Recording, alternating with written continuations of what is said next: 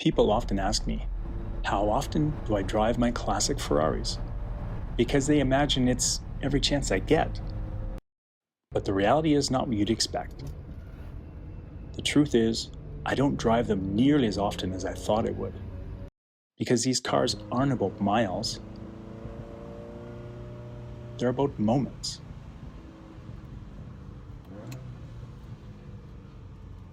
Yes, you want to warm them up, keep everything moving.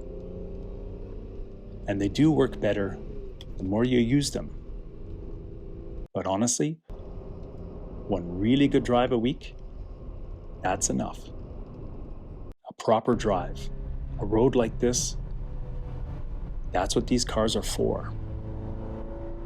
And even if you don't have a road like this, it doesn't matter. A straight road, a few gears, a really good downshift. That's enough. Not sitting at a cafe, not parked for photos. Use it.